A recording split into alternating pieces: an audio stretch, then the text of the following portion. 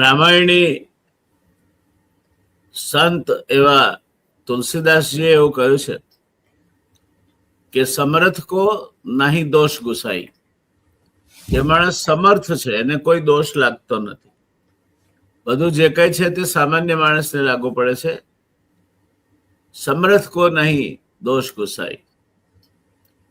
આપણા પ્રધાનમંત્રીશ્રીએ હાલની પરિસ્થિતિમાં દેશને મદદરૂપ થવા માટે નાગરિકોને 7 મુદ્દે આહવાન આપ્યું છે.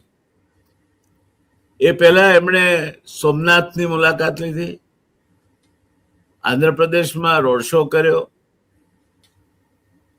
અને પછી વિદેશ યાત્રાએ ઉપડી ગયા. એટલે મોટાઓ કહે તેમ કરો, કરે તેમ નહીં. એ વાત અમને પ્રાથમિક શાળામાં અમારા એક શિક્ષકે બહુ હળવાશના ટોનમાં કહેલી કે મોટા માણસો છે તે કહે તેમ કરો, કરે તેમ નહીં. ત્યારે આપણને આપણા પ્રધાનમંત્રીશ્રીએ શું 7 મુદ્દા કહ્યા છે? એમણે કહ્યું છે ઘરેથી કામ ફરી શરૂ કરો. બીજો, ઈંધણનો વપરાશ ઘટાડો. ત્રીજું, વિદેશ યાત્રા ટાળો. ચોથું, સોનાની ખરીદી થોભાવો. પાંચમું, સ્વદેશીને ટેકો આપો. છઠ્ઠું, રસોઈ તેલનો ઉપયોગ મર્યાદિત કરો. અને 7મું, કુદરતી ખેતી અપનાવો. આજે રવિભાઈને આપણે શનિવારના શેર બજારના એમના જે એપિસોડ છે તેના અન્વયે એમના આ અંગેના જ્ઞાનને આપણે માણીએ છીએ દર શનિવારે. રવિભાઈ ફરી એક વખત આપણી સાથે છે. આ વખતે થયું કે પ્રધાનમંત્રીશ્રીએ આટલું બધું કહ્યું છે, દરેક એક મુદ્દા પર એક ડિબેટ થઈ શકે એમ છે. કરીશું અનુકૂળતા અનુસાર, એ પણ કરીશું. દાખલા તરીકે સોનાની 1 વર્ષ માટે ખરીદી ઘટાડો બહુ સારો વિચાર છે, પણ બેંકોની જે ક્રેડિટ છે, જે ધિરાણ છે, એ કુલ આખા એ દેશનું જે ધિરાણ છે એના 60% ગોલ્ડ લોન્સ છે.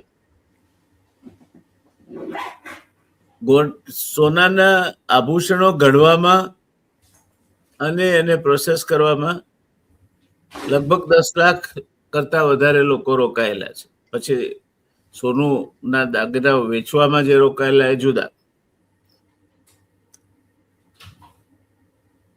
એટલે આપણને સોનામાં વિદેશી ઊંડિયામણ જાય છે એવું દેખાતું હોય, પણ એ સોનાની અર્થવ્યવસ્થા પર, ઘરેલું અર્થવ્યવસ્થા પર શું અસર છે એ અસર પણ સમજવી પડે. એવો જ બીજો એક મુદ્દો છે, કુદરતી ખેતી અપનાવો. હવે 145 કરોડ, એમાં 81 કરોડને આપણે 5 કિલો અનાજ આપવાનું મફતમાં. આપણે હરિયાળી ક્રાંતિ કરી એનું એક કારણ જંતુનાશકો અને રાસાયણિક ખાતરો છે. તમે કુદરતી ખેતી અપનાવો, સારી વાત છે. આ ભૂખ્યા પેટની ફિલોસોફી નથી, આ ધરાયેલા પેટની ફિલોસોફી છે. કુદરતી ખેતી અપનાવવાથી ઉત્પાદન અડધું થઈ જશે, તો બાકીનું અનાજ ક્યાંથી લાવશો? અમારા અગાઉના, જોકે દિવંગત છે એટલે એથી આગળ કોઈ જ કોમેન્ટ નહીં કરું, મુખ્યપ્રધાન એનો બહુ સરસ જવાબ આપ્યો. તો કોઈએ પૂછ્યું કે આ બધી યોજનાઓ તમે કરો છો, પૈસા ક્યાંથી લાવશો? ત્યારે બહુ સરસ જવાબ આપ્યો. તો એ જવાબ અહીં પણ આપી શકાય એવો છે. એટલે આ મુદ્દાઓ ખરેખર અમલમાં મૂકી શકાય એવા છે, અને મૂકી શકાય તો અર્થવ્યવસ્થા પર શું એની અસર પડશે એની વાત આપણે રવિભાઈ દિયોરા પાસેથી સમજવાની છે. રવિભાઈ ના ઔપચારિક પરિચયમાં જવાની હું કોઈ જ જરૂર જોતો નથી, કારણ કે દર શનિવારે આપણે એમને માણીએ છીએ. ઘણા બધા દર્શક મિત્રો એમના વિશાળ ચાહક વર્ગમાં આવે છે, અને એટલે કોઈ પણ ઔપચારિકતાઓ વગર રવિભાઈ હું આપની પાસે સીધો આવું છું. પહેલો મુદ્દો છે, પ્રધાનમંત્રીશ્રી આપણને કહ્યું કે ઘરેથી કામ ફરી શરૂ કરો. કઈ રીતે જુઓ છો આપે? જરૂરથી અમારા જે તમે શિક્ષકની વાત કરી રહ્યા હતા, અમારા શિક્ષકે આમાં થોડું એક કીધું હતું કે રામ જે છે એ કરે કરવું અને કૃષ્ણ જે કહે એ કરવું. મીન્સ કે કૃષ્ણ કરે એ કરવાની તારી ના તો કેપેબિલિટી છે અને ના તો કરી શકશો.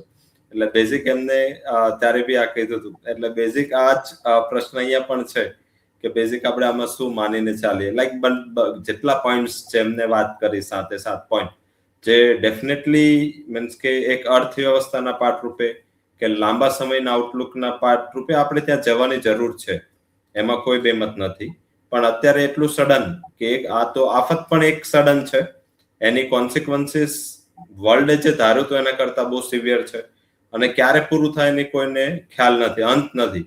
લાઈક કે તમને શું છે કે કઈ તમારે 90 કિલોમીટર 100 કિલોમીટર ચાલીને જવાનું છે, અને 100 કિલોમીટર ચાલીને જવાનું છે, પણ છેલ્લા જે 5 કિલોમીટર છે એ બહુ કપરા હોય. તમે 95 કિલોમીટર ચાલી નાખો, પણ જે છેલ્લા 5 કિલોમીટર અઘરા છે ને એના કરતા પણ અઘરું તમને જ્યારે તમારું લક્ષ્ય સામે દેખાશે પછી ત્યાં પહોંચવું અઘરું છે. એટલે બેઝિક એ કારણ કે ત્યારે શું છે કે જ્યારે તમે 100 કિલોમીટર ચાલવાના હોય તો પહેલા કિલોમીટરમાં તમારા માઇન્ડમાં એ છે કે હજી 99 કિલોમીટર બાકી છે. એટલે તમને થોડુંક હોપ રહે કે મને ખ્યાલ જ છે 99 કિલોમીટર બાકી છે. પણ જ્યારે છેલ્લા 2 કિલોમીટર બાકી હોય ત્યારે થાકે એટલે જવાય કે આપણના માઇન્ડે એવું નક્કી કર્યું છે કે 2 જ કિલોમીટર બાકી છે, અને જો ત્યાં રસ્તો બંધ આવે ને અડધો કિલોમીટર પણ દૂર જવાનું થાય તો જે 100 કિલોમીટરમાં થાક નથી લાગતો, અડધો કિલોમીટરમાં થાક લાગે. એ અડધા કિલોમીટરનો જે થાક છે એ જ આપણે અત્યારે અનુભવી રહ્યા છે, કારણ કે વર્લ્ડ આખા એક્સપેક્ટ નહોતું કર્યું કે આ ઇવેન્ટ એટલી મોટી થશે. આના હિસાબે ક્રૂડ 100 ની નીચે નહીં આવે, 100 ના ઉપર જ સસ્ટેન થશે. અને મીન્સ કે યુએસના પ્રેસિડેન્ટે એમની ચીનની યાત્રામાં પણ કહ્યું હતું કે હજી તો ક્રૂડના ભાવ બહુ લિટલ ચેન્જ થયા છે, હજી તો આમાં બહુ વધવાનું બાકી છે, એવું એમનું કમેન્ટ હતું. અને આપણે તો એમને તો અત્યારે કીધું, એમને કદાચ અત્યારે કહેવાનું મન થયું હશે. આપણે ઘણા શો થી કહેતા આવીએ છીએ કે America is a net exporter of crude oil now, અને એમનો હવે મેજરલી એમની પાસે પોતાની ડેફિસિટ પૂરી કરવાનું કારણ અને એનું જે મીન્સ કે સ્તોત્ર છે કે એનું જે પણ ઇક્વિપમેન્ટ છે that would be crude oil, કે એટલે એમને બધી જગ્યાએથી ક્રૂડ ઓઇલ લે છે. પ્લસ હવે આ બધી સ્ટ્રેટ છે એને બંધ કરીને ત્યાંથી ટોલ ઉઘરાવો, આ 2-3 વસ્તુ કરીને એમની ડેફિસિટ ઓછી કરવી છે, ગવર્મેન્ટ ચલાવી છે. એટલે એમનું ક્યારે પણ એવું ઓબ્જેક્ટિવ આગામી વર્ષોમાં નહીં રહે કે ક્રૂડ $60 પાછું આવે, $70 પાછું આવે. એટલે પ્રોલોંગ ટાઈમ સુધી આ ક્રૂડ ઉપર રાખવા માટેના પ્રયાસો છે. અધરવાઇઝ આખા વોરમાં એક દિવસ એવો પણ હતો જે આપણે યાદ કરીએ કે જ્યારે વોર વચ્ચે અંત થવાનું ટાઈમ આવ્યું કે અમેરિકાએ સીઝ ફાયર જાહેર કર્યું, એ દિવસે ઈરાને સ્ટ્રેટ ઓફ હોર્મઝ પણ ઓપન કરી દીધું. એ દિવસે ઇઝરાયલ અને લેબનન વચ્ચે પણ ટ્રુસ થઈ અને એમને પણ સીઝ ફાયરની જાહેરાત કરી. બીજા જ દિવસે ઇઝરાયલ આના ઉપર હુમલો કરી દીધો. હવે શું એ યુએસની અપ્રુવલ વગેરે હુમલો થયો હશે? અને જો યુએસની અપ્રુવલ વગેરે હુમલો થયો તો યુએસ એની સાથે રહે? તો બેઝિકલી આ બધું મીન્સ કે બહાર બોલવાની વાતો ઘણી વાર અલગ હોય છે, અંદરની સ્ટ્રેટેજી અલગ ચાલતી હોય. હવે ઈરાનથી ક્રૂડ તો ચાઇના લે છે, 90% ક્રૂડ ચાઇના લે છે ઈરાનથી. તો ઈરાન પર તો ના, તો ત્યાં તો એમના મીન્સ કે પ્રેસિડેન્ટની વિઝિટ થઈ, તમે જો સ્ટેટ વિઝિટ કરી. હવે ઈરાન ઉપર બધા જ સેન્કશન યુએસએ નાખ્યા છે, યુરોપે નાખ્યા છે, જેટલા લોકો નાખાય એ બધા નાખ્યા છે. રશિયા ઉપરના બધા સેન્કશન યુએસ અને યુરોપના છે. રશિયાનો સૌથી હાઈએસ્ટ વેપાર ચીન સાથે છે, તો પણ ત્યાંથી એમને ચીનની સ્ટેટ વિઝિટ કરી. મારા હિસાબે આ બંને કન્ટ્રી અંદર નક્કી ના કરી લીધું હોય કે એશિયા તમે પતાવો, વેસ્ટ અમે પતાવશું. એટલે મીન્સ કે આજે નીતિઓ જે બહારથી દેખાઈ રહી છે એમાં કે વોર થવાનું કે કોઈને શાંતિથી જીવવા દેવાનું એવી નીતિઓ પર પ્રયાસ નથી થઈ રહ્યો, બધાને બિઝી રાખવા છે. પ્લસ હવે એની ઇકોનોમિક ઇમ્પેક્ટ ઇન્ડિયામાં પણ સિવિયરલી દેખાઈ રહી છે. તમે જો કે મીન્સ કે અમૂલે દૂધના ભાવ પર લીટર ₹2 વધારી દીધા. સાથે જો ગેસના પ્રાઇસીસ, મહાનગર ગેસ, આઈજીએલ, આ બધી કંપનીઓએ પોતાના પ્રાઇસીસ વધારા. પેટ્રોલ ડીઝલના પ્રાઇસમાં હાઇક થઈ ગયો, જે એમની 7 પોઈન્ટ હતા એમાંનું એક પેટ્રોલ ડીઝલ પણ હતું, એમાં પણ હાઇક થયું. સોનામાં તમે જોયું કે સોનામાં પણ મીન્સ કે ડ્યુટી વધારી, 6% થી 15% કરી દીધી, 9% ડ્યુટીમાં ઇમ્પોર્ટ ડ્યુટી પર હાઇક થયું. આપણે મેજરલી ડિપેન્ડન્સી ઇમ્પોર્ટ પર જ છે, આપણે કોઈ પ્રોડક્શન કરતા નથી. પ્લસ આપણે ઇંધણના એક્સપોર્ટ આપણો બહુ મોટો વેપાર હતો, એના ઉપર આપણે સિવિયરલી 16% સુધીની ડ્યુટી લગાવી દીધી છે કે એક્સપોર્ટ ના થઈ શકે, એટલે ઇન્ટરનલી કોઈ પ્રોબ્લેમ ના આવે. રિયલી ડીઝલની અવેલેબિલિટી ઓછી છે. તમે કંઈ પણ પેટ્રોલ પંપે જાઓ, અમુક ટાઈમની લિમિટ પણ આપી દીધી છે કે એનાથી વધુ ડીઝલ નથી ભરી દેતા એક પેટ્રોલ પંપથી. પ્લસ જે બિટુમેન, જે ડામર છે જેનાથી રોડ બને છે, આજે જો કોઈ મીન્સ કે મોટા ઇન્ફ્રાસ્ટ્રક્ચર કંપનીના હેડને મળીને તમને કીધું કે ડામરનો ભાવ જે 52,000 હતો 105 થઈ ગયો, એટલે મીન્સ કે ડબલ થઈ ગયો પ્રાઇસ. તો બેઝિકલી એમને તો જ્યારે ટેન્ડર ભરવું હોય ત્યારે તો એમને 52, બહુ તો 60,000 નો ભાવ કેલ્ક્યુલેટ કરીને ટેન્ડર ભરાવે. હવે એમને આ કામને ધીમું કરવા સિવાય કોઈ બીજો રસ્તો જ નથી, અને કામ ધીમું થાય અને ઇન્ફ્રાસ્ટ્રક્ચર એક્ટિવિટી સ્લો ડાઉન થાય એટલે સીધી જ ઇફેક્ટ ઇકોનોમી પર આવે. તો હવે ઇકોનોમિક ઇમ્પેક્ટ ચાલુ થઈ. પ્લસ તમે ઇન્ફ્લેશનના ફિગર જો, WPI ઇન્ફ્લેશન છે, જે હોલસેલ ઇન્ફ્લેશન કહેવાય, એ રેકોર્ડ સ્તર પર પહોંચી ગયું. એક જ મહિનામાં આટલો શાર્પ ઉછાળો, ઇન્ક્લુડિંગ કોવિડ પછીની તેજી એમાં નહોતો જોયો, આટલો આ મહિને શાર્પ ઉછાળો છે, અને એના પછી તો સ્થિતિ ખરાબ થઈ છે ઓલમોસ્ટ. તો એના હિસાબે ઇન્ફ્લેશન વધશે તો ઇન્ટરેસ્ટ રેટ વધશે. ગઈકાલે મીન્સ કે શુક્રવારના રોજ યુએસની બોન્ડ યીલ્ડ 12 મહિનાના હાઈ પર ગઈ, એટલે બધા જ જે વર્લ્ડ વાત કરે હતું કે ફેડ શેર ચેન્જ થાય અને પછી ઇન્ટરેસ્ટ રેટમાં શાર્પ કરેક્શન આવે. આપણા બંનેનો મત હતો પહેલા શોથી કે ફેડના ચેર ગમે થાય, ઇકોનોમિક આંકડાઓ આધારિત જ ફેડની પોલિસી હશે. અને અત્યારે એમની બોન્ડ યીલ્ડ, જે અમેરિકાની બોન્ડ યીલ્ડ ઉપર જ ઇન્ટરેસ્ટ રેટનું ડિઝન, એટલે બોન્ડ યીલ્ડ એટલે એવું છે કે લોકો માનતા હોય કે અમેરિકામાં ઇન્ટરેસ્ટ રેટની સિચ્યુએશન શું રહેશે. એક એનું ફેડ વોચ ટૂલ છે અમેરિકાનું, કે એમાં એ લોકો ફેડના ઇન્ટરેસ્ટ રેટ શું રહે એવું ધારતા હોય. ગુરુવારે રાત્રે માર્કેટ એવું એક્સપેક્ટ કરી રહ્યું હતું કે આ રેટમાં કટ થશે. શુક્રવારે સવારે માર્કેટે વ્યૂ ચેન્જ કરો કે ઇન્ટરેસ્ટ રેટ હાઇક થશે. તો બેઝિકલી આ બધી જે સિચ્યુએશન છે વર્લ્ડની, એ હવે ઇકોનોમી તરફ આવી રહી છે. હવે ઇકોનોમી તરફ જ્યારે સિચ્યુએશન આવતી હોય વોરથી, રશિયા યુક્રેન વોરમાં કોઈ ઇકોનોમિક કન્ડિશન ખરાબ નથી થઈ, ઇન્ક્લુડિંગ રશિયા યુક્રેનની પણ એટલી નથી થઈ, કારણ કે મફતના પૈસા એમને આવતા રહ્યા. અને રશિયા તો આમ પણ ઇકોનોમિકલી જોઈએ તો સાઇઝ મોટી છે, પણ કન્ટ્રીની મીન્સ કે ઇકોનોમિક સાઇઝ બહુ નાની છે.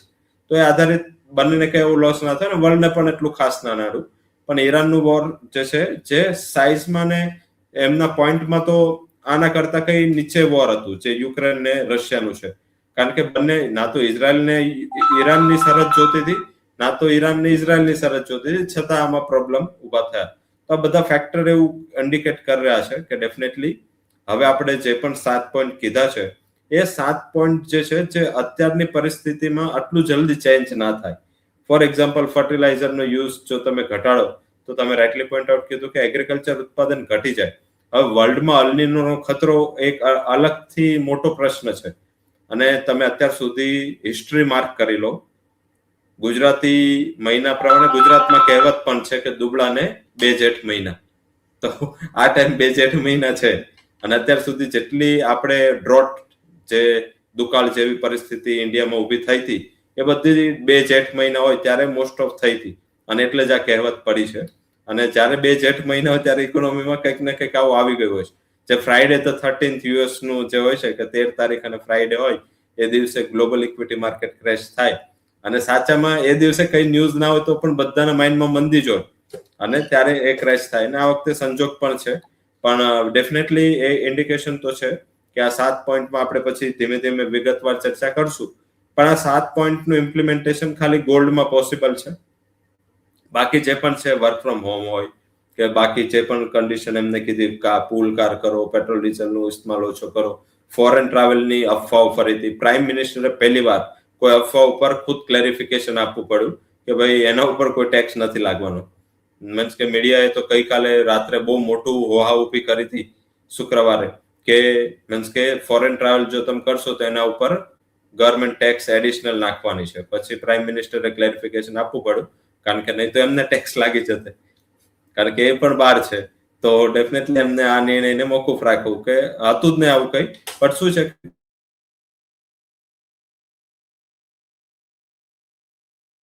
બરાબર છે પછી વાત આવી તમારી. પહેલા વાત કરી હતી કે ભાઈ પેટ્રોલ ડીઝલનું કન્ઝમ્પશન ઓછું કરો તો પછી એના ઉપર 3 રૂપિયા વધારે. એમને કીધું કે ગોલ્ડનું ઇમ્પોર્ટ ઓછું કરવું પડશે. હા, એમાં જ્વેલર મિત્રો એટલે નારાજ છે કે ગોલ્ડમાં શું છે કે એમને એવું ક્લેરિફિકેશન થી કેવું જોઈતું હતું કે અંદર જે ગોલ્ડ છે, જે તમારું જૂનું સોનું છે, એ ભલે તમે વાપરો કે એ તમે રિસાયકલ કરો, આપણે બહારથી નથી લાવવાનું. અને એ પ્રમાણે પછી એમને પોલિસી પણ બનાવી 9% ડ્યુટી હાઇક કરી. હાલાકી આપણે ગત વર્ષ કરતા આપણી જે વચ્ચે આપણી મિનિસ્ટ્રી ઓફ કોર્પોરેટ અફેર્સ અને ફિનાન્સ મિનિસ્ટરનો એક ઇસ્યુ થયો હતો ફિનાન્સ મિનિસ્ટ્રીનો, એટલે ગોલ્ડ ઓલરેડી હોલ્ડ પર હતું. ઘણું બધું આપણું ગોલ્ડ ઇમ્પોર્ટ આ વખતે સ્થગિત થઈ ગયું હતું વચ્ચે, પણ હવે જાજુ સ્થગિત રહેવું હતું નહીં. એટલે આ બધા ફેક્ટર્સ છે સારા. આપણે તેલનું ઓછું, તમે કેટલી વાર, મને યાદ છે તમે બહુ વાર કીધું છે કે ઇન્ડિયાએ પોતાનું પર કેપિટા ઓઇલ, જે એડિબલ ઓઇલનું કન્ઝમ્પશન છે, એ ઘટાડવું જ પડશે. અને કે આ તો અત્યારે એમને વાત થઈ કે અત્યારે આ પરિસ્થિતિમાં, પણ મને યાદ છે આપણે ઘણા બધા શોમાં આ વાત તમે કરી છે કે આપણે આટલું મોટું કન્ઝમ્પશન થી ના જીવી શકીએ, કે આપણે ડિપેન્ડન્ટ જ રહીશું. તો એ પણ છે. તો મારા હિસાબે આપણે અત્યારે એગ્રીકલ્ચર ઉપર એટલા ડિપેન્ડન્ટ નથી. જો આપણે ફર્ટિલાઇઝરનો યુઝ નહીં કરીએ અને આપણે મીન્સ કે ઓર્ગેનિક પર જઈએ તો આટલું ઓર્ગેનિક છે પણ નહીં. ક્યાં છે ઓર્ગેનિક ફાર્મિંગ કેટલા પર્સન્ટેજ પર થાય છે? એ તો પોસિબલ જ નથી. તો બેઝિકલી આ બધું તો શું છે કે 10-20 વર્ષની વાત છે. આપણે 2011માં વાત કરી હતી કે આપણે પલ્સીસમાં આત્મનિર્ભર થવું છે, અને જે 2021-22માં આપણે થઈ શકા. તો કોઈ પણ પોલિસી આવતા 10-12 વર્ષ થાય. અને આ બધા પોઈન્ટ બહુ સેન્સિટિવ છે, કારણ કે એની એક કોન્સિક્વન્સીસ નથી, એની બીજી બધી એટલી બધી કોન્સિક્વન્સીસ છે જે ખાલી એ સેક્ટરને ઇમ્પેક્ટ નહીં કરે, આજુબાજુના બધા જ સેક્ટરને આવરી લેશે.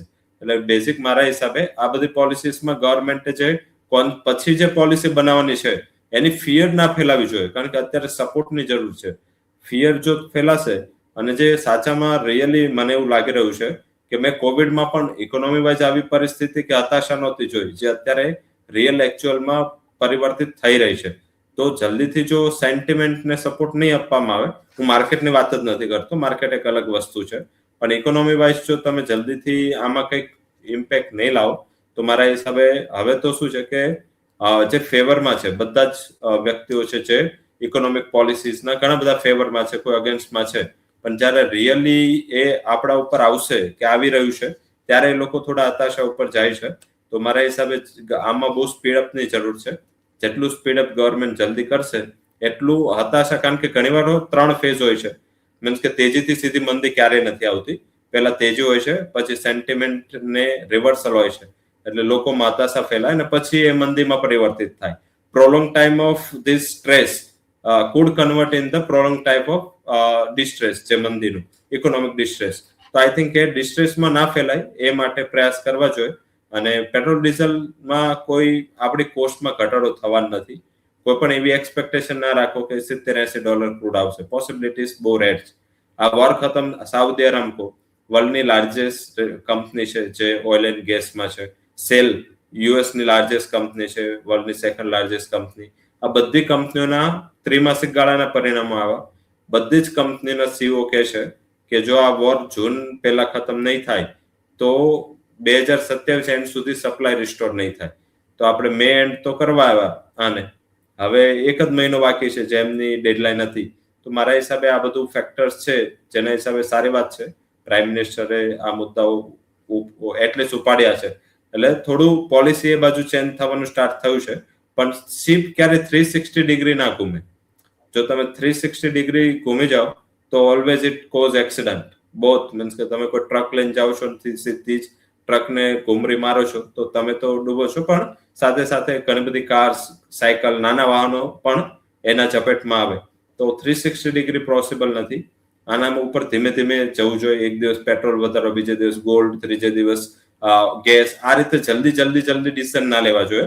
એક ડિસિઝન લઈ થોડું ઉતરવા દેવું જોઈએ, પછી સેકન્ડ, પછી થર્ડ, તો લોકોમાં ભય ના આવે. આમાં ભય આવી રહ્યો છે.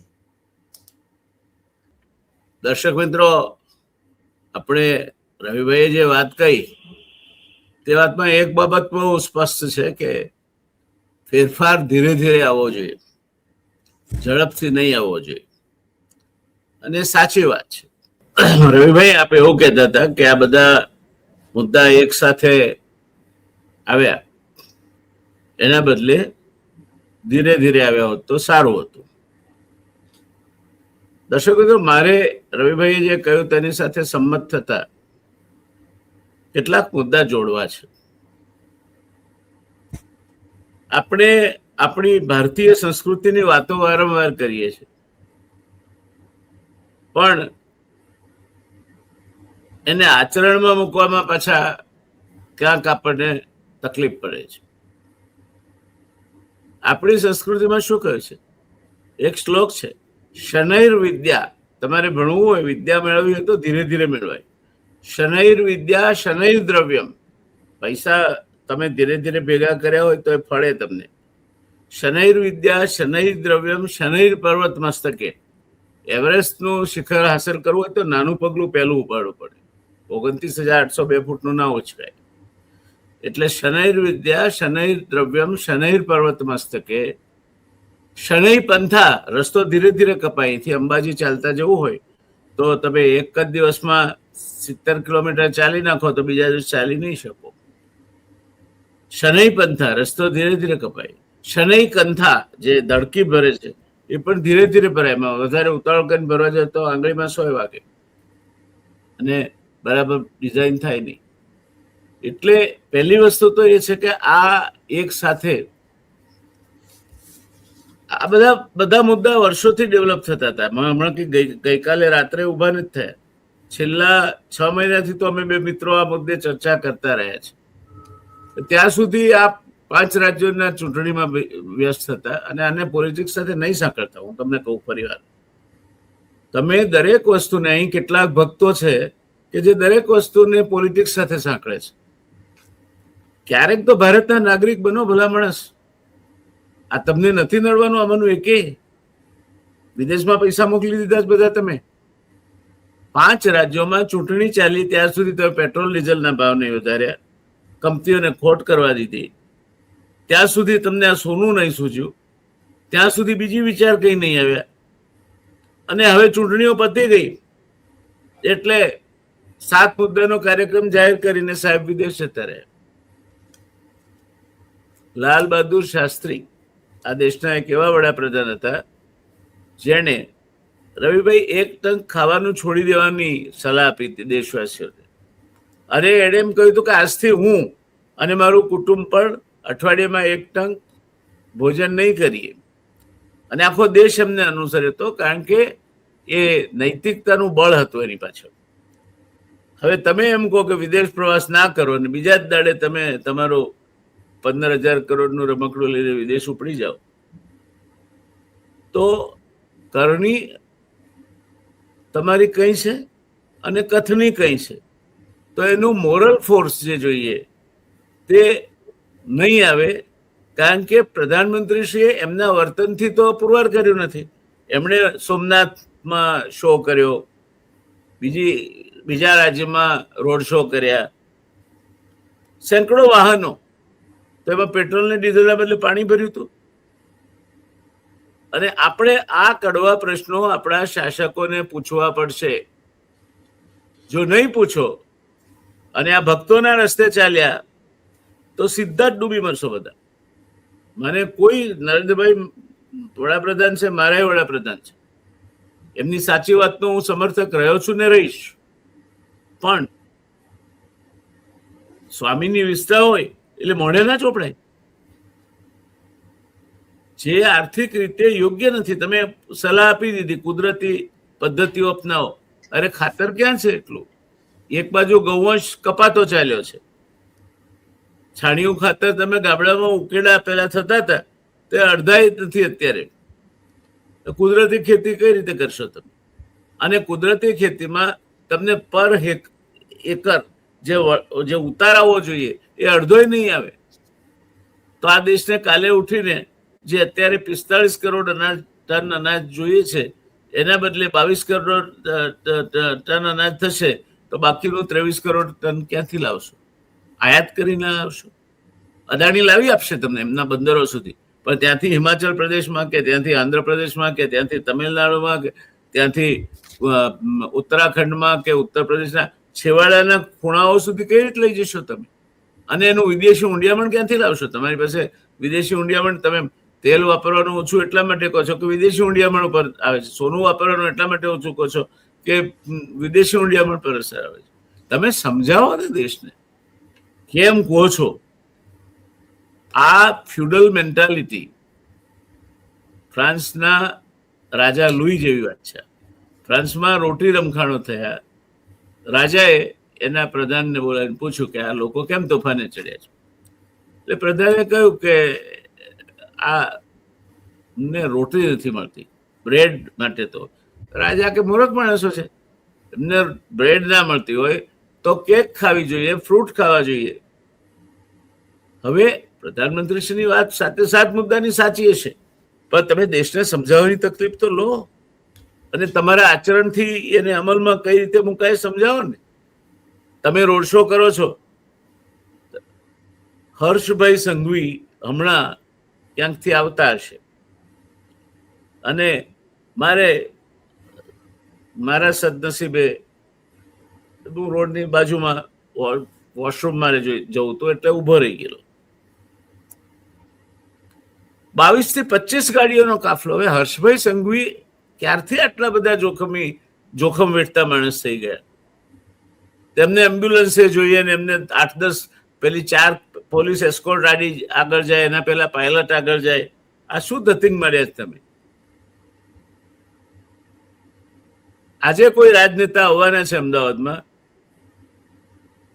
તો પેલા કન્સ્ટ્રક્શન ચાલે ત્યાં લીલા કપડા લગાડે છે. જરાક તો શરમ કરો તમે. તમારો દેશ તમારી સાથે છે, અમે તમારી સાથે છીએ. કટોકટીમાં આ દેશે ક્યારે પણ તમે ઓપરેશન સિંદૂર વખતે પણ બધા જ તમારી સાથે હતા, આજે પણ છીએ અને રહેવું જ પડે. પણ તમે તમારી જે પ્રમાણિકતા છે, પારદર્શિતા છે, એ તમને નહીં લાગુ પડે અને અમને જ લાગુ પડે. પેલા સ્વામીજી વાળી વાત છે રવિભાઈ, કે એક દીકરાની માં એક સ્વામીજી પાસે ગઈ કે બોલ માય શું છે? તો કે અમારો દીકરો ગોળ બહુ ખાય છે, તમે એને ઉપદેશ આપો કે ના ખાય. એને કહ્યું સારું, કાલે જાતું અને બરાબર અઠવાડિયું ગણીને પાછી આવજે.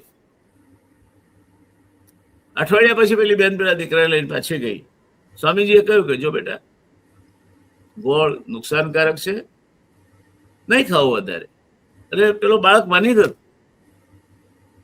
ત્યારે એની માએ કહ્યું કે સ્વામીજી આ વસ્તુ તમે પહેલા કહી શક્યા હતા, અઠવાડિયું શું કરો મેતલ રાખી. ત્યારે સ્વામીજીએ કહ્યું પેલી બેનને કે બેન, એ વખતે હું ગોળ ખાતો હતો, એટલે હું એમ કહું દીકરાને કે તું ગોળ ના ખાઈશ. તો એની નૈતિક તાકાત નહોતી મારા કહેવાની. એમ પ્રધાનમંત્રીશ્રી જે 7 મુદ્દા કહે છે, પહેલી વસ્તુ તો એ કે એમાં ઘણી બધી અપરિપક્વતા છે, કુદરતી ખેતી જેવી.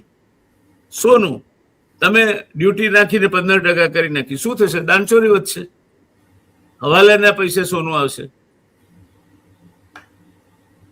જે દાણચોરીને 2001માં આપણે તિલાંજલિ આપી હતી, સોના ઉપરથી ડ્યુટી કાઢી નાખી હતી, એ પાછી આ દેશમાં આવશે. પાછા હાજી મસ્તાન ને સુકનનારાયણ બખિયા સજીવન થશે. પાછી દાઉદની ટોળકી કામે લાગશે. આપણે આ કરવું છે. અને સોના સાથે જોડાયેલા કારીગરો કેટલા રોજી મેળવે છે. આજે સુરતમાં રત્ન કલાકારોની જે સ્થિતિ છે, બેરોજગારી, દયાજનક પરિસ્થિતિ રવિભાઈ. આજે લેબગ્રોન ડાયમંડના કારણે કે જે પોતે આજે સુરતમાં હીરામાં ડાયમંડ બુર્સ આખું ખાલી પડ્યું છે. હર્ષભાઈ બિચારા જાતે મહેનત કરે છે કે હું લઈ જાઉં બધાને ત્યાં, પણ દંડો પછાડીને લઈ જવાય ખરા, પણ ધંધો તો નહીં કરાવાય. એટલે સુરતનું ડાયમંડ બુર્સ એક શોભાના ગાંઠિયા જેવું ખાલી પડ્યું છે. પ્રધાનમંત્રીશ્રી પાસેથી માર્ગદર્શનની ચોક્કસ અપેક્ષા છે. પ્રધાનમંત્રીશ્રી કે એ આપણે કરવું જ જોઈએ, આપણા નેતા છે, પણ એમાં વેતા હોવા જોઈએ. તમે કહો તે પહેલા એમાં વેતા હોવા જોઈએ. ઈંધણનો ઘટાડો કરવાની વાત કરતા હો તો તમે રોડ શો બંધ કરો સાહેબ. અને તમારા મંત્રીશ્રીઓ હવે તો કઈ કાફલા ઓછા કર્યા છે એવું છે, પણ 4 કારને શું કરવું છે એમને કોણ મારી નાખે છે? મને તો કોઈ દાડો સિક્યોરિટીનો પ્રશ્ન નડ્યો નથી, સિવાય કે સરકાર કંઈ કરવા ધારે તો જુદી વાત છે, બાકી તો કઈ તકલીફ નથી. વિદેશ યાત્રા ટાળો. કયો મધ્યમ વર્ગનો માણસ વિદેશ યાત્રાએ જાય છે? અને જે વિદેશ યાત્રાએ જાય છે તો જવાના છે. અદાણી તો એમના પ્લેન લઈને ઉડી જશે, એને રોકી શકવાના છે આપણે? નથી રોકી શકવાના.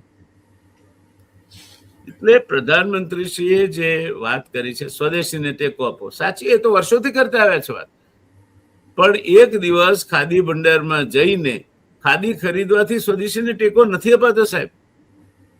આ ચશ્મા, એની ફ્રેમ એ આ દેશમાં બનેલી હોવી જોઈએ. ઘડિયાળ હું તો પહેરતો જ નથી, દેશમાં બનેલી હોવી જોઈએ. કપડા દેશમાં બનેલા હોવા જોઈએ, એને સ્વદેશી કહેવાય. ચપ્પલ, જોડા દેશમાં બનેલા હોવા જોઈએ. આ બધું અમને જ લાગુ પડે છે તો અમારી તો અમે ક્ષમતા નથી આ બધું ખરીદવાની. 18,000 થી માંડીને 2 લાખ રૂપિયા, 2.5 લાખ સુધીના રેબનના ગોગલ ખરીદવાની અમારી ક્ષમતા નથી. મારી આ ચશ્માની ફ્રેમ ટાઇટનમાંથી મને ઓછામાં ઓછી 5-6 વખત રવિભાઈ રિમાઇન્ડર મેસેજ આવી ગયા કે બહુ જૂની થઈ ગઈ છે, તમે બહુ સારી રીતે વાપરીને નવી. પણ નવી લેવી કઈ શેના માટે? ચાલે છે આ ફ્રેમ તો ચાલે છે, ટાઇટનના મેસેજ આવે છે, જોઈએ છે, આપણે આનંદ થાય છે કે 6 વર્ષ ચાલી, 7 વર્ષ ચાલી. એટલે સરવાળે તકલીફ છે એ વાતનો સ્વીકાર પ્રધાનમંત્રીશ્રીની જાહેરાતમાંથી જણાય છે, પણ એને સામનો કરવા માટેના પગલાં છે એ પગલાં પરિપક્વ પગલાં લાગતા નથી. લાલ બહાદુર શાસ્ત્રીએ એમના આખા કુટુંબ સમેત 1 ટંક અનાજ છોડી દીધું હતું ને પછી દેશને કહ્યું હતું તો વાહન નહીં વાપરવાનું હોય તો મંત્રીશ્રીઓ પહેલા છોડી દે. પહેલા આવું થતું હતું. હું સરકારમાં જ્યારે અધિકારી તરીકે નોકરી કરતો હતો, રવિભાઈ, ત્યાં વીજળીની તંગી ઊભી થાય ને, વીજળી કાપ આવે ત્યારે મંત્રીઓના એર કન્ડિશનર બંધ કરાવી દેતા. એવું નહોતું કઈ કે મંત્રીનું એર કન્ડિશનર બંધ કરાવી દો એટલે વીજળી એકદમ રાજ્યમાં ફૂલ થઈ જવાની. ના, પણ એ એક સંજ્ઞાત્મક વાત હતી કે વીજળીની અછત છે અને એ અછતમાં જે મુશ્કેલી લોકો વેઠે છે એની સાથે અમે પણ છીએ, અમે એર કન્ડિશનર નહીં વાપરીએ. એટલે આ 7 મુદ્દામાં સંપૂર્ણ સંમત. આપણે રસોઈ તેલનો ઉપયોગ ઘટાડવો જોઈએ. આપણે બે તો મને લાગે છે અડધો ડઝન વખત કહ્યું હશે કે આપણે 3 કિલો પ્રતિ વ્યક્તિ પ્રતિ વર્ષ તેલ ખાવું જોઈએ. Indian medical research ICMR 12 kilo કહે છે. દેશ 23 કિલો માથાદીઠ દર વર્ષે ખાય છે. તો અડધું કરી નાખીએ તોય અત્યારે જે 1.6 લાખ કરોડનું આપણે ખાદ્ય તેલ આયાત કરીએ છીએ એમાં 80,000 કરોડ બચે. એટલું મોટું બચત થાય. તો આવા જે મોટા બચતના મુદ્દાઓ છે, પણ એમાં કોણ આ આયાત કોણ કરે છે? આયાત કરવા વાળા બધા મોટી મોટી માછલીઓ છે, મોટો તગડો નફો લે છે. કોલસાની આયાત કોણ કરે છે? એવું કહેવાય છે કે ઇન્ડોનેશિયા કે મલેશિયા ક્યાંકથી, આપણે તો વિદેશમાં બહુ ખબર નથી પડતી, કોલસો અદાણી ક્યાંક લઈ આવે છે સિંગાપોર કે ત્યાં, અને પછી ત્યાંથી અહીં આવતા એની કિંમત વધી જાય છે. આવું કહેવાય છે. સાચું ખોટું જે હોય તે મને લાગે છે કે અદાણીએ સ્પષ્ટતા કરવી જોઈએ કે આમાં તથ્ય શું છે. And he was that responsibility to this country. એની આ જવાબદારી તો છે જ. એટલે મુદ્દાની શેર બજાર પર શું અસર પડશે એ મુદ્દો છે રવિભાઈ. આ મુદ્દાઓને આપણે નથી ચર્ચતા. કુલ મિલા કે આ મુદ્દાઓ એવું કે છે કે અર્થવ્યવસ્થા ઉપર ગંભીર સંકટ આવી રહ્યું છે અથવા આવી ગયું છે, અને એ સંયોગોમાં શેર બજારનો પાયાનો સિદ્ધાંત છે કે શેર બજાર કાલ્પનિક ભયથી ધ્રુજે છે અને કાલ્પનિક આનંદથી ઉછળે છે. તો આ 7 મુદ્દાની શું અસર પડશે શેર બજાર પર? સરવાળે શેર બજાર મંદીમાં ચાલ્યા કરશે. જરૂરથી આઈ થિંક કે જે તમે વાત કરી કાલ્પનિક ભય અને કાલ્પનિક પ્રસન્નતા, તો એટલે કારણ કે કાલ્પનિક ભય એટલે એવું છે કે માર્કેટ જે પણ ઇવેન્ટ આવવાની છે કે થઈ રહી છે એના કરતા મીન્સ કે થોડુંક પ્રોજેક્શન્સ પર ચાલતું હોય કે 6-12 મહિના પછી આપણી ભારતીય અર્થવ્યવસ્થાનું શું આઉટલુક રહેશે, એટલે થોડું ફોરવર્ડ લુકિંગ અપ્રોચ લઈને, એટલે કલ્પના લઈને એ લોકો અત્યારે ડરમાં છે. એ કલ્પના માર્કેટને સતાવી રહી છે, એટલે માર્કેટ અત્યાર સુધી નહોતું ચાલુ. હાલાકી આજે ઇકોનોમીની પરિસ્થિતિ તો લાઈક કે જ્યારે સેમ એક્ઝામ્પલ, જ્યારે કોરોના આવ્યું 2020 ફેબ્રુઆરી મિડ થી આપણે લોકડાઉન લગાવ્યું. 20 ફેબ્રુઆરીએ આપણે લોકડાઉન મીન્સ કે 20 માર્ચે આપણે લોકડાઉનની મીન્સ કે લાગી ગયું. 17 તારીખે પ્રાઇમ મિનિસ્ટરે જાહેરાત કરી. હવે 17 તારીખ સુધી માર્કેટે રિએક્શન નહોતું આપ્યું. માર્કેટે 17મી તારીખે જ્યારે પ્રાઇમ મિનિસ્ટરે લોકડાઉનની અનાઉન્સ કરી ત્યારે ઇન્ડેક્સ 12,000 હતો, અને જ્યારે એકચ્યુઅલ લાગી ગયું લોકડાઉન 20 તારીખે ત્યારે ઇન્ડેક્સ ઓલરેડી મીન્સ કે શાર્પલી કરેક્ટ થઈ ગયો હતો, અને માર્ચ એન્ડ થતા ઇન્ડેક્સ એકવાર 7,500 ટચ કરીને આવી ગયો. હવે કોરોના પતી નહોતો ગયો, આપણે હજી તો કોરોનામાં એન્ટર થયા હતા ઇન્ડિયા, અને એ કોરોનાના ફિયરથી ગ્લોબલ માર્કેટ તો ઓલરેડી ધ્રુજી રહ્યા હતા. લાઈક કે ફેબ્રુઆરી મિડ થી બોન્ડ yield જે છે અને ડોલર ઇન્ડેક્સ છે, હું વધારે ટ્રેક કરતો હોઉં છું થોડો મારા ફંડામેન્ટલ અને મેક્રોની ક્લેરિટી માટે. મને ઓલવેઝ મેક્રોની ક્લેરિટી આ બે સાઈડથી વધારે મળતી હોય છે. જે આપણે ફેડનું ડિસિઝનની વાત કરી, ફેડ ચેન્જ થયા પછી રેટ નહીં ઘટે એની વાત કરી, આર્થિક પરિસ્થિતિની ચર્ચા ફિયરની કરતા રહ્યા છે. આ બધું બોન્ડ yield અને ડોલર ઇન્ડેક્સ, કારણ કે એ $70 ટ્રિલિયન નું માર્કેટ છે. આપણે આખી ઇકોનોમી 4 ટ્રિલિયનની છે, અને એ $70 ટ્રિલિયન નું તો ખાલી ફોરેક્સ માર્કેટ છે, બોન્ડ માર્કેટ. એટલે એ જે પરિસ્થિતિ, અને એમાં મેજર પાર્ટિસિપન્ટ રિટેલ નથી, એમાં મેજર પાર્ટિસિપેશન છે બેંકો, ઇન્સ્ટિટ્યુશન, ફાઇનાન્શિયલ ઇન્સ્ટિટ્યુશન, ઇન્સ્યોરન્સ કંપનીઓ, મ્યુચ્યુઅલ ફંડ્સ, આ બધી મોટી મોટી એન્ટિટીઓ એના પાર્ટિસિપન્ટ છે જે ફોરવર્ડ લુકિંગ પર ચાલતા હોય. એટલે ત્યાંથી આપણને ઓલરેડી ફેબ્રુઆરી મિડ થી બોન્ડ yield જણાવી દીધું હતું કે આગળ ડિઝાસ્ટર છે. લાઈક કે જેમ આપણે સ્પીડ બ્રેકર આવે ને એના થોડા આગળ પહેલા જે ચિહ્ન આવે કે આગળ સ્પીડ બ્રેકર આવી ગયું છે, એ ચિહ્ન તમને જે ઇન્ડિકેશન કરે ને પછી તમે ગાડીની સ્પીડ ઓછી કરી અને પછી આરામથી સ્પીડ બ્રેકરને પાસ કરી દો. એ રીતેનું આપણું જે સ્પીડ બ્રેકર છે તો 4 મહિનાથી ચાલી રહ્યું છે. તમે જો આ જે પણ ઇસ્યુ થયું છે, તમે એક પણ નેગેટિવ કમેન્ટ ચીનથી સાંભળો કે આનાથી નેગેટિવ થશે મારી ઇકોનોમી, આનાથી હવે ચીનનું ખરાબ થશે, અમારી પાસે ફ્યુઅલ શોર્ટેજ છે, પ્રાઇસ અમે એટલા બધા હાઇક કરી દીધા, ક્યારે પણ તમે ચીન સાઈડથી નથી સાંભળ્યું. ઉલટાનું જે કન્ટ્રી સૌથી અગેન્સ્ટ છે, લાઈક કે આજે જેમ વાત કરી આપણે કે હાઈએસ્ટ ચીન ઉપર પ્રતિબંધ લાગવા જોઈએ, ચીન ઉપર અને યુએસ ના રિલેશન હાઈએસ્ટ ખરાબ થવા જોઈએ, કારણ કે જે વસ્તુની યુએસએ વર્લ્ડમાં ના પાડી છે બધું ચીન અત્યારે સૌથી હાઈએસ્ટ એજ કરી રહ્યું છે. છતાં પણ ચીન પર બોલવાનું હિંમત યુએસ જેવી ઇકોનોમીને નથી થતું. કારણ આ વખતની ટ્રમ્પની મુલાકાતમાં તો ટ્રમ્પને એવો પેલી તેલમાં માખી ડૂબી ગઈ હોય એવો કરી નાખ્યો હતો. અચ્છા, જે આંતરરાષ્ટ્રીય માધ્યમો છે રવિભાઈ, એમાં એ લોકોએ લખ્યું છે કે this is one of the rarest worst visit of American president to China. પણ એ જ સાચું છે, કારણ કે જ્યારે ત્યારે બીજા બધા ગયા છે યુએસ, ટ્રમ્પના આ જે ટર્મમાં જે લોકો યુએસ ગયા છે એની સાથે એને એવું જ કર્યું છે કે લાઈક યુએસએ જે મહેમાનગતિ કરવી જોઈએ એનાથી બહુ ખરાબ રીતે મહેમાનગતિ કરી છે, ઇન્ક્લુડિંગ આપણી પણ વિઝિટ. તમે પ્રાઇમ મિનિસ્ટરે જ્યારે આપણને તો ગણતો જ નથી. હા, આપણે જ્યારે ત્યાં ગયા, મીન્સ કે આપણા નહીં, કોઈ પણ પ્રાઇમ મિનિસ્ટર ત્યાં ગયા તો જતે ટાઈમે જ્યારે મીન્સ કે પોતાના જહાજમાંથી નીચે ઉતરા છે ત્યારે તો થોડા ખુશ હોય છે, પણ એને જ્યારે રિટર્ન થતા જો અને એમના એક્સપ્રેશન જો તો ત્યારે તમને ખ્યાલ આવી જાય કે ટ્રમ્પે એની કેવી મહેમાનગતિ કરી હશે, ઇન્ક્લુડિંગ ઝેલેન્સ્કી, જે ત્યારે તો એમના સપોર્ટર હતા. ઝેલેન્સ્કી સાથે તો ઝઘડો કર્યો હતો. હા, છતાં ઝઘડો કર્યો. અને બીજા બધા એવા બધા લીડર હતા કે બહાર દેખાય ના આવ્યું કે ઝઘડો થયો પણ હશે, એમને શું અંદર વાત.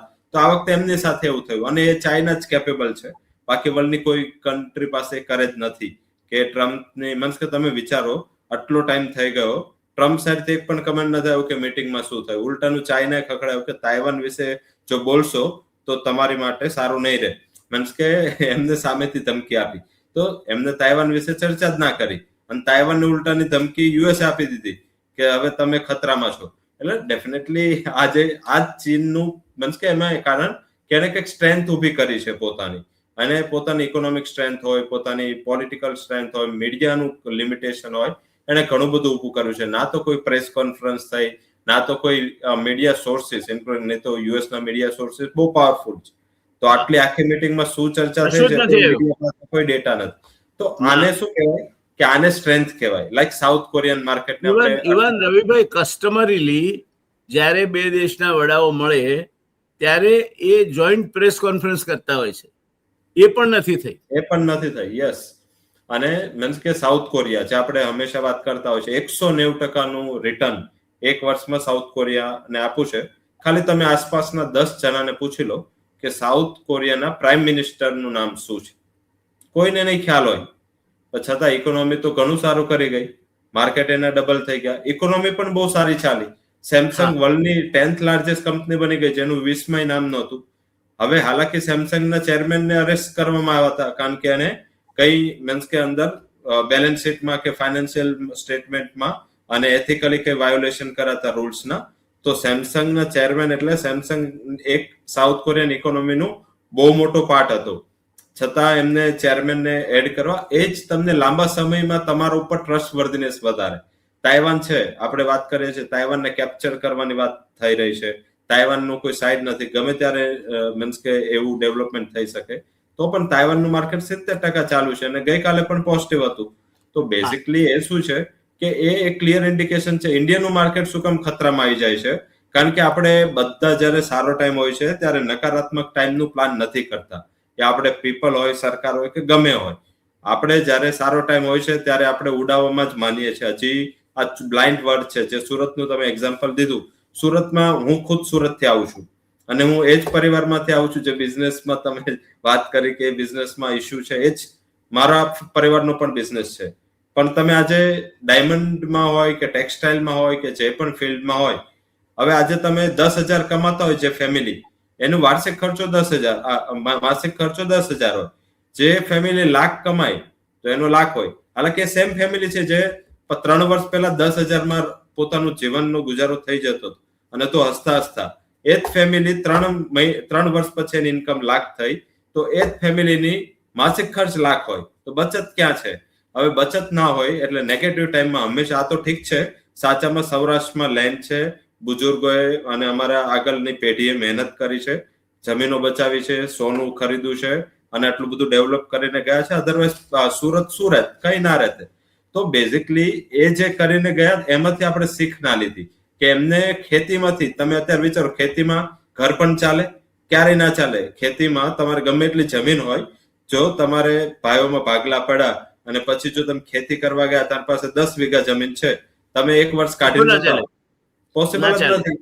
તો તમે તમારા જ પિતાજી કે મીન્સ કે તમારી આગળની એક જ જનરેશન એ ખેતીમાંથી પોતાનું ઘર ચલાવતી હતી, ઘરો બનાવ્યા, તમારી માટે સોનું લીધું, તમારા મેરેજ કર્યા, તમને ભણાવ્યા, તમને આગળ મૂકા, તમારી માટે આખું કરું. પણ એની લાઈફસ્ટાઈલ જોવો તમે, એની પાસે ભલે બેંકમાં લાખો રૂપિયા હશે, એની લાઈફસ્ટાઈલ એ જ હતી જે એની 10 વર્ષ પહેલા જયારે કઈ એની ઇન્કમ નહોતી હતી. તો બેસિકલી શું છે કે આ વસ્તુ ચીનમાં પણ છે, આ વસ્તુ યુએસમાં પણ છે. એ લોકોની લાઈફસ્ટાઈલ ચેન્જ નથી થતી જેટલી આપણે થાય છે. બધાની લાઈફસ્ટાઈલ થોડી યુએસની ઉપર હશે પહેલેથી, એનાથી ઉપર તો નથી ગયા. પણ આપણે જો ઇન્ડિયા હોત એ ટાઈમે તો આપણે શું કરતા હોત? હવે કેટલા બધા સામાજિક ચેન્જ આવી રહ્યા છે ઇન્ડિયામાં, જે આપણે વેસ્ટને ફોલો કરીએ છીએ. તો બેસિક શું છે કે આપણું ઘર છે, આપણી ઇન્કમ છે, એ ઇન્કમમાં એક્સપેન્સ જે તમારો વધારો છે ઇન્કમ જેટલો ના હોવો જોઈએ. ધારો કે કોઈ પણ કંપની છે, આજે કંપનીની 2 કોસ્ટ હોય, એક ફિક્સ કોસ્ટ હોય, એક વેરિયેબલ કોસ્ટ હોય. ફિક્સ કોસ્ટ કઈ છે કે આજે કંપનીનો પ્લાન્ટ નાખવો, ઇન્ફ્રાસ્ટ્રક્ચર લેવું, મશીનરી લેવી, આ ફિક્સ કોસ્ટ છે. એટલે કંપની જયારે એસ્ટાબ્લિશ થાય તો શરૂઆતમાં લોસ શું કામ આવે? કારણ કે એને ફિક્સ કોસ્ટ નડી જાય, કારણ કે શરૂઆતમાં આટલું મોટું ઇન્વેસ્ટમેન્ટ કરવું હોય, પછી ધીમે ધીમે એનું પ્રોડક્શન એક લેવલથી વધે બ્રેક ઇવન થી ઉપર, એટલે એની ફિક્સ કોસ્ટ ત્યાં ને ત્યાં રહે. પછી એને નવી ફેક્ટરી નથી નાખવાની, નવી મશીન નથી લાવવાની, પણ એની વેરિયેબલ કોસ્ટ વધતી રહે. એટલે મીન્સ કે જે ઇન્ફ્લેશન રિલેટેડ કોસ્ટ હોય, વર્કરને આપવાના, થોડું પ્લાન્ટ એક્સપાન્શન આતે, તો એ કોસ્ટ ફિક્સ કોસ્ટ જેટલી ના હોય. ફિક્સ કોસ્ટ 1,000 રૂપિયા હોય તો વેરિયેબલ કોસ્ટ 100 રૂપિયા હોય, 200 રૂપિયા હોય. એટલે પછી જો ધંધો 1000 નો 2000 થાય તો કોસ્ટ તો 1200 જ થાય, એટલે 800 ની બચત થાય. એ કંપનીનો પ્રોફિટ છે. જે અત્યારે આપણે ઓલવેઝ કંપનીના પ્રોફિટ જોતા હોય તો આ જ કંપનીનો. તો આપણે લાઈફસ્ટાઈલમાં તો એ હોતું જ નથી. આપણે તો વેરિયેબલ કોસ્ટ બીજી 1000 નાખી દઈશું જ્યારે આપણી ઇન્કમ 1000 વધશે. તો આપણે ફરવા જઈશું બહાર, જે પ્રાઇમ મિનિસ્ટરે કીધું, તો આપણે પણ બહાર તો ફરવા બધા જઈએ છીએ. ડેસ્ટિનેશન વેડિંગ આવી ગયું. હવે અમારા ટાઈમે જયારે વેડિંગ હતું ત્યારે તો મીન્સ કે ખાલી માંડવો, ગીત અને મેરેજ, આ 3 વસ્તુ જ હતી. હવે કેટલી રસમો આપણે નાખી દીધી. મહેંદી રસમ અલગ, હલ્દી રસમ અલગ, ફલાની રસમ અલગ, કંકોત્રી લખવાની રસમ અલગ. હવે પ્રી વેડિંગ શૂટિંગ થયું છે, પ્રી વેડિંગ પાર્ટી એપી ફોરેનમાં. તો આટલો બધો ખર્ચો તો આપણે વધારી દીધો. તો સારા ટાઈમે જો આપણે વિચારવું હોત કે હું થોડા બચાવું, તો અત્યારે ખરાબ ટાઈમ આવે જ નહીં. બીજું શું છે કે નારાયણ મૂર્તિએ જયારે કમેન્ટ આપ્યું હતું કે ભાઈ 20 કલાકથી વધુ કામ, મીન્સ કે જે લોકો બિઝનેસમેન છે એ લોકો તો દિવસના 16-17 કલાક આપે છે, કોઈ 20 કલાક સુધી જાય છે, અઠવાડિયાના 60-70 કલાક, 80 કલાક તો કોમન છે. તો એમને જયારે વધારે કામ કરવા માટેનું કમેન્ટ આપ્યું તો આખું કન્ટ્રી અગેન્સ્ટ થઈ ગયું કે ભાઈ આવું હોવું જ ના જોઈએ. નારાયણ મૂર્તિએ કેવું કમેન્ટ આપી દીધું, અમે તો એ કલ્ચરમાં નથી. બટ જે પણ બિઝનેસમેન હોય, ધારો કે તમે પણ એઝ અ બિઝનેસમેન હોય, તો તમે પણ વિચારો કે શું તમે 9 કલાકમાં પંચ ઇન પંચ આઉટ કરીને તમારો ધંધો પતાવો છો? કોઈ દિવસ ના ચાલે. તો ધંધો ગ્રોથ ના થાય. એને પણ આખું જિંદગી એની એ ધંધામાં, એનું ધંધો જિંદગી ને જિંદગી ધંધો એવું બની જાય. બેઝિકલી એને કોઈ લાઈફ ના રહે, ના એમને ફેમિલી રહે. અને એ ફેસ અમે પણ કરી રહ્યા છે. જે મેં આગળ પણ કીધું હતું, આપણે ચર્ચા કરી હતી કે તારે માર્કેટમાં રહેવું પડે, શીખવું પડે, થોડું ફોરવર્ડ લુકિંગ જવું પડે. લોસ થાય અને એનાલિસ્ટને કે લોસ થાય ત્યારે કોઈ માર્કેટને બ્લેમ કરવા કરતા આપણે વિચારું કે ત્યારે આ માર્કેટમાં હું ઇન્વેસ્ટમેન્ટ કરું છું ત્યારે હું આ બધા ફેક્ટર્સ જોઉં. એટલે આપણે તૈયાર નહોતા, એ આપણી સૌથી મોટી તકલીફ છે. અને એ તકલીફ નડી રહી છે. પર્ટિક્યુલર જે પ્રાઇમ મિનિસ્ટરે વાત કરી બધી સાચી છે, પણ ઇમ્પ્લિમેન્ટેશન એટલું જલ્દી નહીં થઈ શકે એવું મારું માનવું છે. અને જો કરવા માટે બહુ પ્રયાસો થશે તો એ સ્ટ્રેસમાં પરિવર્તિત થશે, લોકોમાં ભય ફેલાશે. પ્લસ આ જે સેક્ટરની વાત કરી, લાઈક ફર્ટિલાઇઝર છે, તો ફર્ટિલાઇઝરમાં તમને ખ્યાલ છે કે ભાઈ ફર્ટિલાઇઝરમાં આપણી પાસે અવેલેબિલિટી ઓછી છે, તો એ વધારવાની ટ્રાય વધુ કરવી જોઈએ, રાધર દેન કે પબ્લિક ના વાપરે. સેકન્ડ શું છે કે ફોર એક્ઝામ્પલ આજે ગોલ્ડ છે, સિલ્વર પર આપણે ઇમ્પોર્ટ ડ્યુટી નાખી, પણ આપણે જોવું જોઈએ કે ગોલ્ડ અલગ છે, સિલ્વર અલગ છે. તમે એક સાઈડથી આપણે એનર્જી ઉપર આત્મનિર્ભર થવું છે, સેકન્ડ સાઈડથી આપણે સિલ્વરના ઇમ્પોર્ટ પર 15% ડ્યુટી નાખીએ છીએ. તમે વિચારો કે સોલરના ઇક્વિપમેન્ટમાં હાઈએસ્ટ યુઝ સિલ્વર નો થાય છે, કે સિલ્વર વગર સોલરના ઇક્વિપમેન્ટ ના બની શકે. તો જો સોલર ઉપર તમે મીન્સ કે સિલ્વર ઉપર ડ્યુટી વધારી દીધી, તો તમે ગોલ્ડ પર વધારી 100% સાચી વાત છે, પણ સિલ્વર પર એટલી ના કરવી જોઈએ. એમાં રવિભાઈ તમે દુબઈ અને મુંબઈ વચ્ચે 25% ગ્રેડિયન્ટ નાખી દીધો.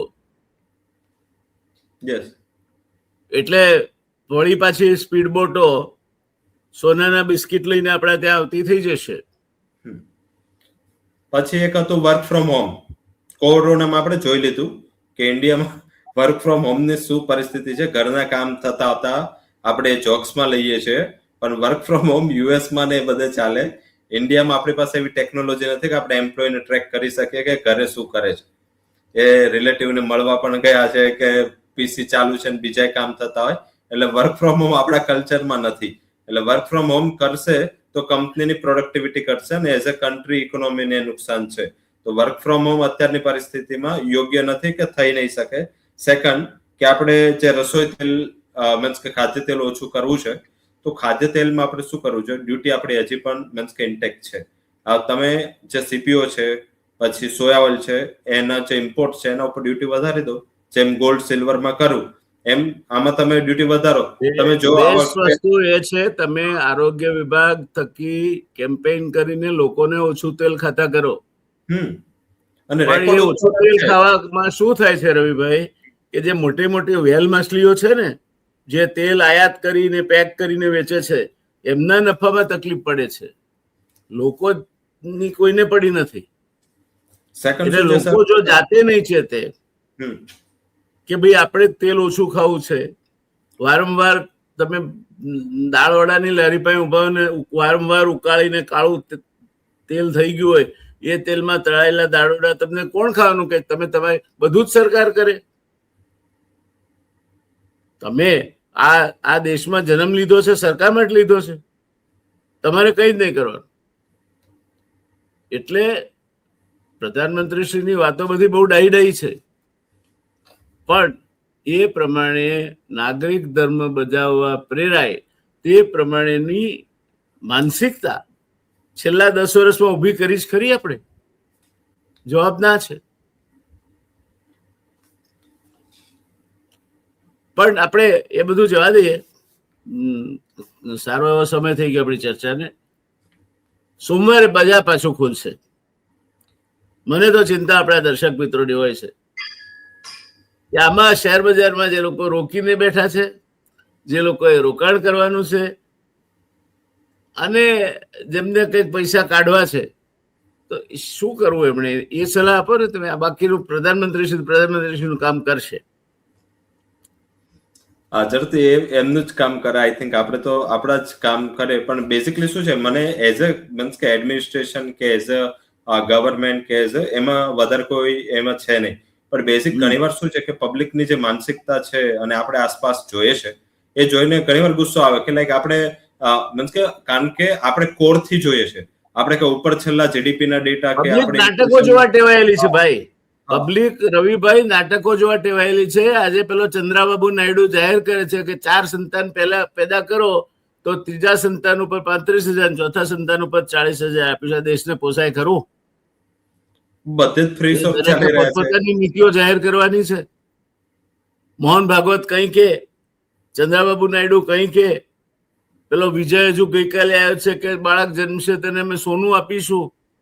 આ શું માંડ્યું છે આ લોકો? પબ્લિક એક્સચેકર એટલે એમના બાપની તિજોરી છે? મરજીમાં આવે તેમ લૂંટાવી દેવાની છે? એટલે પ્રજા જવાબદાર નથી, એ પાયાનું કારણ છે. આપણે એને જવા દઈએ. અત્યારે તો આપણે આપણા શેર બજારનું શું કરવું એની વાત કરો.